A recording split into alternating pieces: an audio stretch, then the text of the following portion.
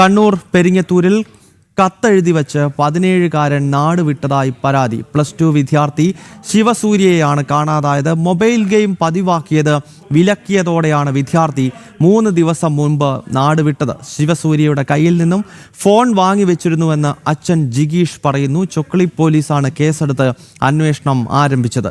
മിഥുൻ പിള്ളയാണ് വിവരങ്ങൾ നൽകുന്നത്. മിഥുൻ, ഈ കുട്ടി നാട് വിട്ടിട്ട് 3 ദിവസമായോ? എന്തെങ്കിലും വിവരം ലഭിച്ചതായി പോലീസ് പറയുന്നുണ്ടോ? കുടുംബം എന്താണ് പറയുന്നത്? കാരണം ഈ മൊബൈൽ ഗെയിമിന് അഡിക്റ്റായി ഇത്തരം സംഭവങ്ങൾ ധാരാളമായി നമ്മുടെ രാജ്യത്ത് നടക്കുന്നുണ്ട്. ഇതും അങ്ങനെ ഒരു സംഭവമാണോ?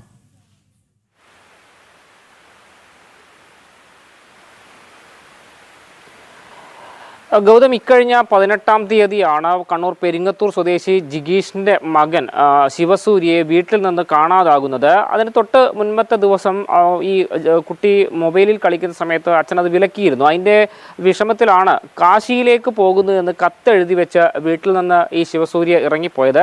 അതിനുശേഷം ഈ കുട്ടി എവിടെയാണ് എന്നതിനെ സംബന്ധിച്ച് ഇതുവരെ കണ്ടെത്താൻ സാധിച്ചിട്ടില്ല. ശിവസൂര്യ വീട്ടിൽ നിന്ന് പോകുന്നത് സമീപത്തെ ഒരു സ്ത്രീ മാത്രമാണ് കണ്ടിട്ടുള്ളത്. മറ്റാരും കണ്ടിട്ടില്ല എന്നുള്ളത് കൂടി എടുത്തു പറയേണ്ടതുണ്ട്. നിലവിൽ ഈ ചൊക്ലി പോലീസിൽ പരാതി കൊടുത്തിട്ടുണ്ട്. ചൊക്ലി പോലീസ് കേസ് അന്വേഷണവുമായി മുന്നോട്ട് പോകുന്നുമുണ്ട്. പക്ഷേ കഴിഞ്ഞ 3 ദിവസമായി ഈ ശിവസൂര്യ എന്ന 17-കാരൻ എവിടെയാണ് എന്നതിനെ സംബന്ധിച്ച് യാതൊരു വിവരവുമില്ല. പോലീസിന് ഇതുവരെ കണ്ടെത്താൻ സാധിച്ചിട്ടുമില്ല.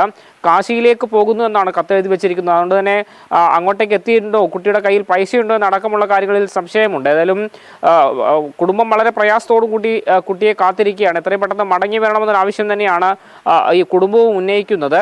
ഏതായാലും സംഭവവുമായി ബന്ധപ്പെട്ട് ചൊക്ലി പോലീസ് ഇപ്പോഴും അന്വേഷണം തുടരുകയാണ്. ഗൗതം, ഓക്കെ മിഥുൻ, എന്തായാലും 3 ദിവസമായി ഈ കുട്ടി നാട് വിട്ടു പോയിട്ട് +2 വിദ്യാർത്ഥിയാണ്. മൊബൈൽ ഗെയിമിൻ്റെ അഡിക്ഷനെ തുടർന്ന് മൊബൈൽ ഫോൺ വാങ്ങിവെച്ചതിനെ തുടർന്നാണ് നാട് വിട്ടു പോയിരിക്കുന്നത് എന്നാണ് കുടുംബത്തിൻ്റെ ധാരണ. പോലീസ് എന്തായാലും ഇതുമായി ബന്ധപ്പെട്ട അന്വേഷണം ആരംഭിച്ചിട്ടുണ്ട്.